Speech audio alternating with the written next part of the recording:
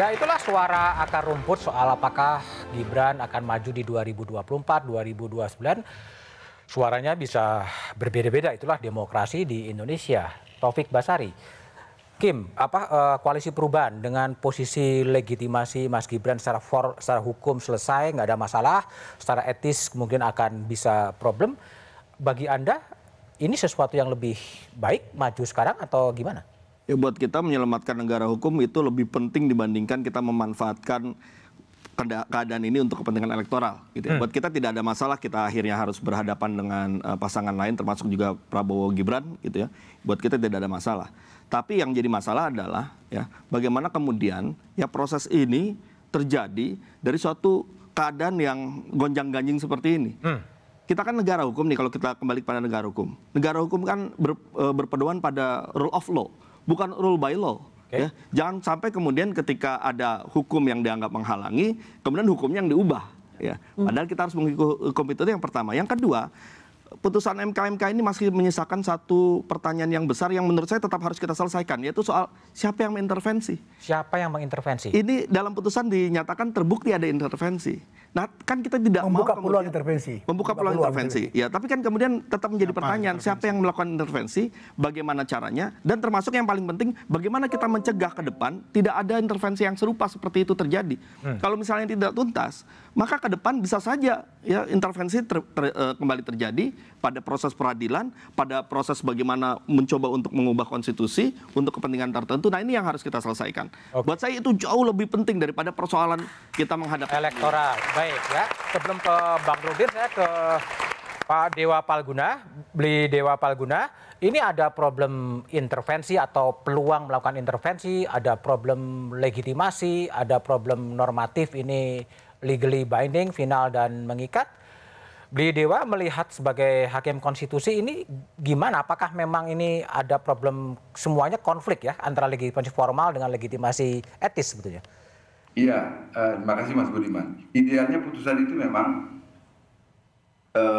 dia tidak ada cacat legitimasi dan apalagi cacat legalitas. Nah ini sekarang kan legalitasnya oke, tapi legitimasinya jadi persoalan. Nah akhirnya kalau kita bicara tentang demokrasi ya diserahkan itu kepada publik karena secara legalitas ya itu ya legal. Tapi apakah kemudian layak atau tidak? Nah ini kembali kita hidupnya kan berdemokrasi. Inilah salah satu bagian dari demokrasi yang dulu sejak idenya masih di awal sudah dikritik oleh Aristoteles kan. Ya kalau Anda mengartikan demokrasi itu sekadar sebagai suara terbanyak itu layak untuk memimpin, siapa yang meraih suara terbanyak itu layak untuk memimpin, maka suatu kali bersiaplah Anda dipimpin oleh seorang penjahat. Kan gitu Aristoteles mengatakan dulu. Nah, tapi persoalannya sekarang kan kita ini. Tadi saya ingin menggarisbawahi pernyataan Usman bahwa ya kalau Usman Hamid ya kalau bahwa hakim itu bisa menulis kertas itu memang iya, tapi kalau terlalu sering begitu bahaya juga. Ada satu contoh ini ya benar, ada satu contoh putusan Amerika Serikat pengadilan US Supreme Court. Mungkin teman-teman yang ahli hukum semuanya tahu ada namanya putusan dari Roger Black tadi ketika menjadi Chief Justice of the US Supreme Court yang memutuskan kontroversialnya lebih gawat dari kita ini. Katakan bahwa warga negara bahwa orang-orang keturunan Afrika itu bukan warga negara menurut konstitusi Amerika Serikat. Bayangkan itu putusan itu. Dan itu baru selesai perdebatannya setelah dilakukan ke amandemen ke-12 atau ke-14, saya lupa itu. Nah, artinya saya ingin menggarisbawahi apa yang disampaikan Bang Fitri tadi.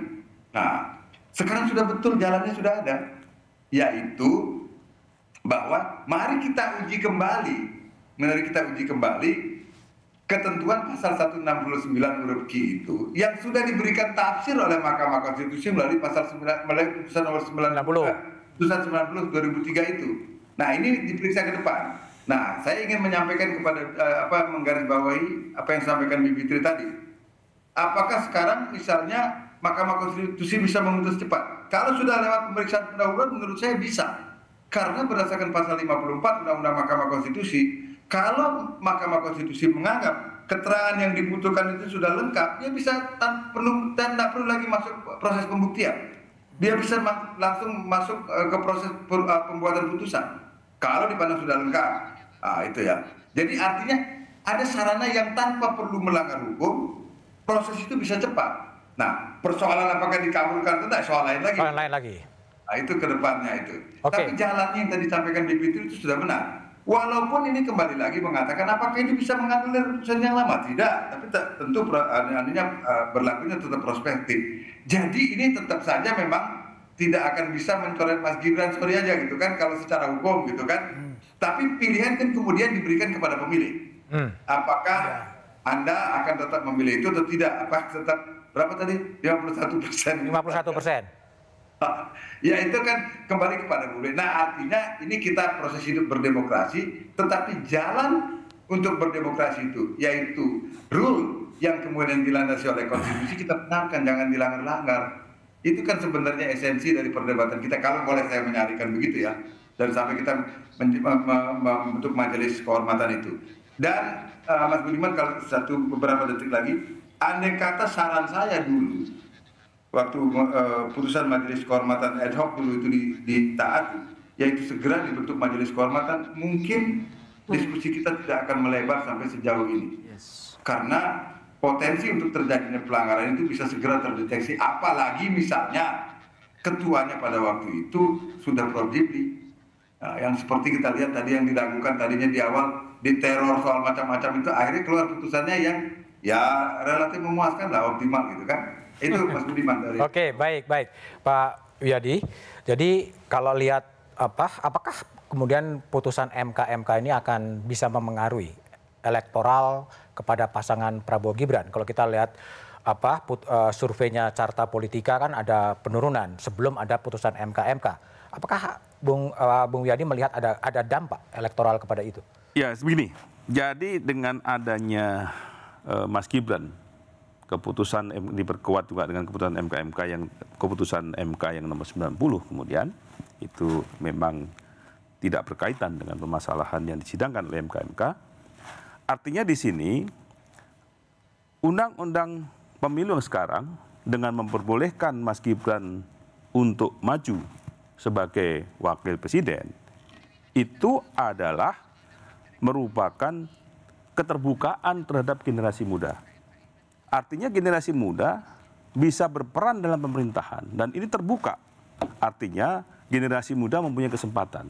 Jadi ini adalah membuka ruang kepada generasi muda. Yang dimana selama ini generasi muda itu dianggap adalah generasi yang masih bocah ingusan. Saya katakan. Bocil. Gitu kan.